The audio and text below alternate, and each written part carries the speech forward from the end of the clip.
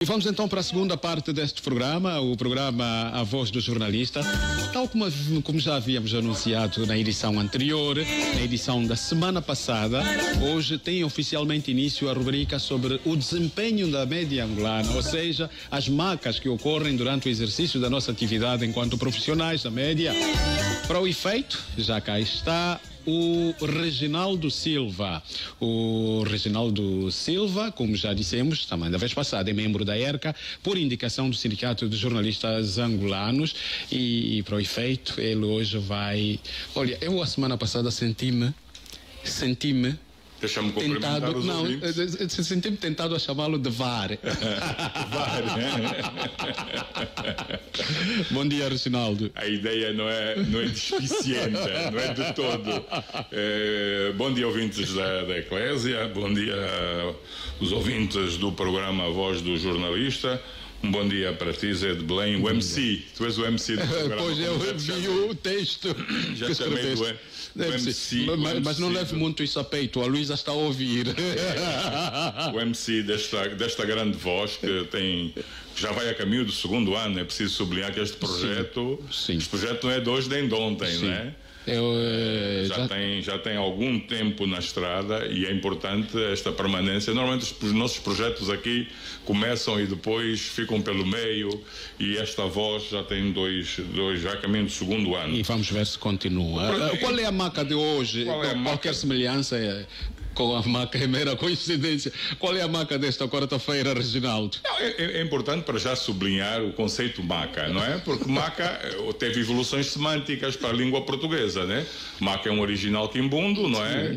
Pode significar algumas coisas, conversa, problemas, etc. Mais ou menos problemática, mas o importante é que a maca foi absorvida pelo português. Não é a maca dos maqueiros que levam as pessoas para dentro dos hospitais. É uma maca provavelmente escrita com capa. Com capa para separar já outra maca dos maqueiros dos hospitais. E portanto, maca no português dá para tudo, né? Um pouco como a história do Mujimbo. Lembras da história do Mujimbo? Pois, a história do Mujimbo. Mujimbo vem também do quimbundo, depois virou Mujimbo Press, que também eram conhecidos os jornalistas há uns anos, não é? No tempo já da outra senhora. Devia ser um pasquinha. Eram conhecidos, eu lembro-me ainda no tempo do Partido Único, que se usava essa expressão os mujimbeiros, aí vem os mujimbeiros, que era uma referência aos jornalistas, não é? Falavam muito, essas coisas todas. O Mujimbo é este tempo. A maca, portanto, evoluiu para o português, está no português, com estatuto de muito peso, né? Serve para comunicar e bem. E, portanto, a maca que eu venho aqui fazer, ou venho aqui trazer, é mesmo maca de conversa profissional, uma conversa profissional sobre temas que nos interessam, temas gerais. E hoje, de facto, para irmos diretamente ao assunto, que não podemos perder muito tempo, que esta maca só tem 15 isso é muito curto. Eu venho falar de um tema que já muito me preocupa, não é? Muito mesmo. Tem a ver com a exposição mediática das pessoas que normalmente a polícia apresenta à comunicação social. Suspeitos de crimes, enfim, pessoas que efetivamente podem, inclusivamente, às vezes até nem tem nada a ver com o assunto, né? Como ficou agora demonstrado neste último caso do lamentável homicídio do professor Laurindo Vieira, não é? Com a retirada de 2 pessoas que foram apresentadas, não é? Pela polícia, né? Toda a gente sabe quem são as pessoas, porque não colocaram lá as tarjas para... O caso concreto é esse, é que 2 pessoas, em princípio, não têm nada a ver com o assunto, não é? Ok, podem ser acusadas de outros crimes, de receptação, de venda do telemóvel, de compra do telemóvel, compra ilegal, que é hoje o pão nosso de cada dia, não é? Lamentavelmente, e também dá um pouco a ideia da nossa própria sociedade, não é? As pessoas andam à procura de gatunos já para comprar o telemóvel mais baratos, que é de uma gravidade extrema, mas é esta a nossa realidade. E, portanto, a ideia é esta, é que há uma exposição dos supostos criminosos, autores, não é? Situações de mediatização grande exigem que a polícia esclareça rapidamente o assunto e apresente rapidamente os resultados, e nós percebemos a pressão a que a polícia está sujeita, todo mundo, não fazem nada, agora quero ver o que é que vão fazer, não é? E ainda mais tratando-se de uma figura como a do professor figura de Laurindo Vieira, outra figura mediática, né? Tudo no mundo da mediatização, né? Portanto, e a polícia vê-se forçada ou vê-se, às vezes, a ultrapassar até etapas da própria sua investigação, que normalmente decorre, como sabes, em segredo de justiça, porque a polícia não pode discutir a investigação em praça pública. Aliás, até isso permitia, se calhar, os suspeitos ou os criminosos protegerem-se melhor, esconderem-se melhor e encontrarem outras soluções. Portanto, tudo isso passa-se em segredo de justiça e no maior recato possível para que a própria investigação resulte. Ora, quando a polícia tem essa necessidade de expor as pessoas acusadas, dá de facto alguns problemas. E é esta questão que eu coloco neste momento, né? Até onde é que vai o direito de informação e até onde é que começa o direito ao bom nome, à imagem, portanto, o direito que nós todos temos, que enquanto o nosso processo não transitar em julgado significa primeira instância, segunda instância, recursos. Até o julgamento. Enquanto esse processo não... Nós somos inocentes, porque já se cometeram muitos erros judiciais em todo o mundo e em Angola também, pessoas que depois acabam por nem ter estado no local do crime, são acusadas e tudo isso. Portanto, e nós tivemos agora esse caso... E aí praticamente todas as televisões mostraram, assim vamos dizer, de cara nua, quem eram as pessoas, Exato. Quem são as pessoas. Esse é que é o problema, né? Mas a culpa é da polícia ou dos profissionais da comunicação social? É aí que entra a nossa maca, né? É aí que começa, se quiseres, a nossa maca, né?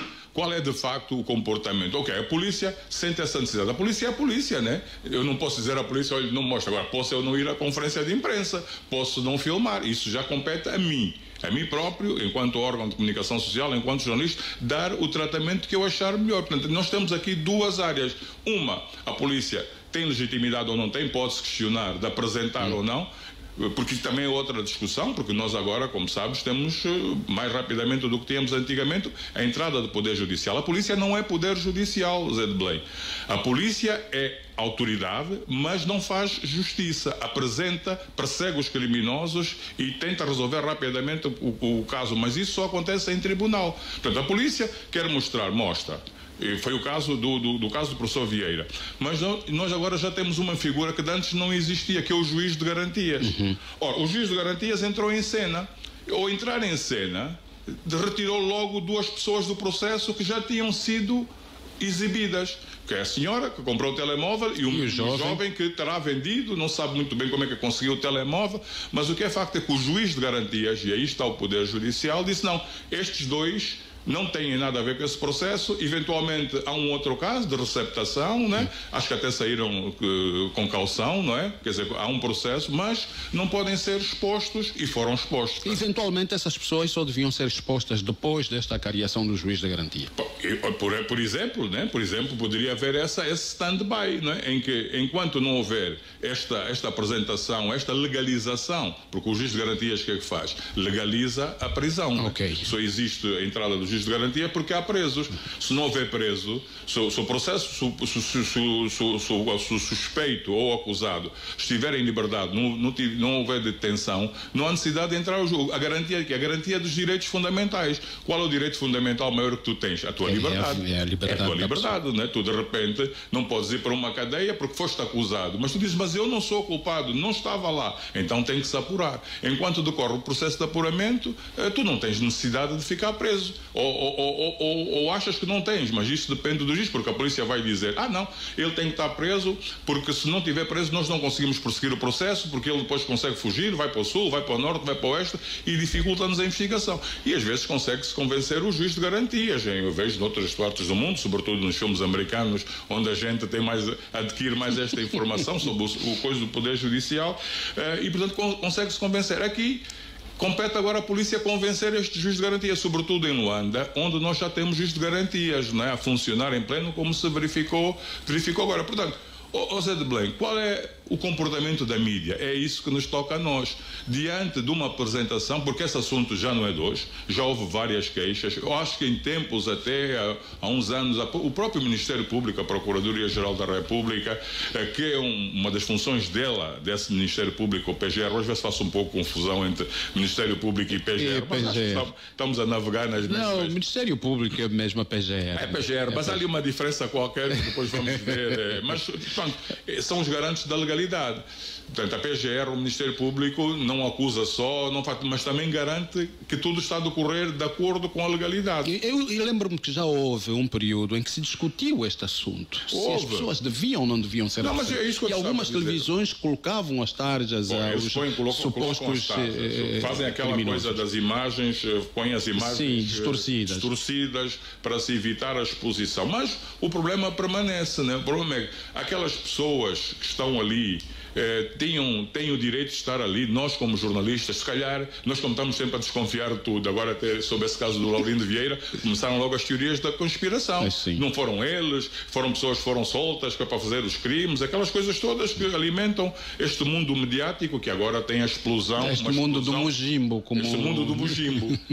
O Mujimbo no pior sentido. E agora temos a explosão mediática que é nas redes sociais. Por mais que as pessoas digam, redes sociais, cada um fica na sua rede. Não, as redes sociais têm de facto impacto e às vezes impacto político direto. E portanto, nós temos aqui um problema que eu não sei como resolver. Por exemplo, nós temos um exemplo para fazermos um pouco de direito comparado. O Brasil.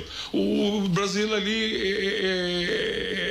é preso, as televisões aparecem logo, o que é que as pessoas fazem? Só tem uma solução, é meterem uma camisola em cima, tentarem fechar o rosto para evitarem aquela até lá elas têm esse direito. Não, aqui também têm.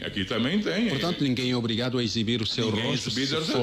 Eu acredito sinceramente que se um daqueles senhores que é exposto puser a mão no rosto, eu não estou a ver, e a polícia não sei se terá esse direito, dizer, tem que mostrar o rosto, e ele põe o rosto ou mete a camisola. Nós já temos aqui situações desta natureza em que as pessoas muitas vezes, mesmo os confessos, o confesso só é confesso depois de transitar em julgado. Outro problema, eu posso confessar um crime, às vezes para esconder qualquer coisa.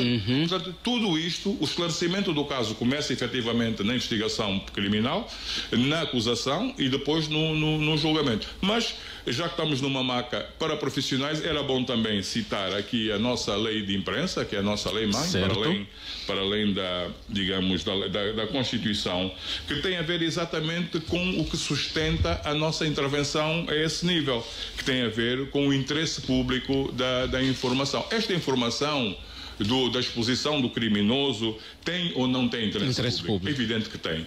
Tem todo o interesse público e a própria lei, tendo em conta esta necessidade de combater condutas antissociais e tudo por aí que gira à volta deste submundo que em Angola está a crescer, como sabemos, empiricamente eu não tenho qualquer dúvida em afirmar, embora a polícia diga não, mas as estatísticas estão na mesma. Não, eu continuo a pensar que as reais estatísticas estão a aumentar. Uma coisa é a notificação dos crimes, que muitas vezes não acontece, mas acontecem nas comunidades, né? Não é só a percepção, é mesmo os crimes, né? Não há notificação, não quer dizer que só houve X crimes, que são aqueles que estão registrados na polícia e com os quais a polícia trabalha para fazer as suas estatísticas. E nisso, eventualmente, as redes sociais ajudam um bocado a ter essa percepção. É a percepção que acaba por ser real. Acaba por ser real porque as coisas acontecem, mas como nós sabemos, uma cidade que já tem quase 10 milhões, não sei qual é a capacidade de cobertura que a polícia tem dos diferentes municípios, das diferentes comunidades, eu sinceramente tenho que fazer essas contas dando algum desconto, porque a minha percepção, que parece-me ser bastante real, é que a criminalidade esteja efetivamente a aumentar e de forma algo preocupante. Mas vamos ao a questão concreta, a lei de imprensa. Que já nos estamos a aproximar do fim, estes 15 minutos parece que passou muito rápido. Não chegam, mas para porque no fim vai ainda ter, eu não sei se este VAR vai atribuir um cartão ou vai assinalar uma falta. Vamos ao VAR, mas portanto, no capítulo do interesse público da informação, que é dos capítulos mais importantes da nossa lei de imprensa, porque é aquele que norteia o jornalismo de referência. O jornalismo de referência não está preocupado com fofocas, em saber que o Zé de Belém, por ser uma figura famosa, faz em casa, se come bem, se anda de trajes menores. Não interessa isso para o jornalismo de referência. Interessa, de facto, o interesse público, o conteúdo do interesse público ou a informação que tenha interesse público para ela se transformar em notícia, em informação, porque nem tudo que é informação chega à nossa comunicação jornalística, porque nós não podíamos fazer ou dar vazão a tanta informação que nós temos que editar. Aí surge o famoso editor que diz, esta não, vai esta, porque esta é que é importante. Mas, portanto, diz-se que, para além das outras questões de referência que balizam o interesse público de qualquer informação que depois orienta os jornalistas, diz-se que entende-se igualmente como sendo de interesse público, entre outras, as notícias e informações relativas a crimes, contravenções e outras condutas antissociais. Pronto, portanto, está aqui o interesse público de qualquer crime, porque o crime tem impacto mediático, tem impacto social, portanto, perturba as comunidades. É certamente o fenómeno social que mais desestabiliza as comunidades, que as pessoas ficam com medo até de sair à rua, e nós sabemos que as nossas comunidades que vivem mais em profundidade, mesmo em Luanda, em bairros de difícil acesso, dos becos e por aí, os famosos guetos, não é? Onde há dificuldade da própria polícia, digamos que circular. Muita dificuldade, muitas coisas bombeiros, acontecem, os bombeiros. Uma situação de crise, de ambulância, de chegar lá. Quer dizer, este tipo de informação é de facto do maior interesse e as pessoas têm necessidade. É evidente que temos esquadras, há cada vez mais esquadras, haverá esquadras móveis, mas de facto a questão do crime é de facto de um interesse público muito grande. Daí que fica um pouco esta minha abordagem inconclusiva, mas competirá certamente aos jornalistas e a cada órgão, porque nós não viemos aqui dar orientações, nem nós viemos apenas levantar as lebres, onde for possível levantar. Porque isso tem muitos contornos, Reginaldo. Há pessoas que são capazes de processar. Não, e podem processar. Ok, e podem, os órgãos de comunicação social por causa desta... Como sabes, Edblay, não é ninguém que processa. Nem todos podem processar. Este tipo de justiça, a justiça civil, é para ricos, como se diz a brincar, né? Uma pessoa, quando quer uma indemnização, tem que dar 10% ao juiz que vai julgar a causa. Se quiseres 1 milhão de indemnização, vais ter que dar 100 mil kwanzas ao juiz para ele admitir a causa. São as chamadas custas judiciais. Bom, estamos a terminar, Reginaldo. Não sei se queria dar uma pincelada. O VAR, pois aqui. Não, hoje o tema básico é este, está basicamente abordado. Okay.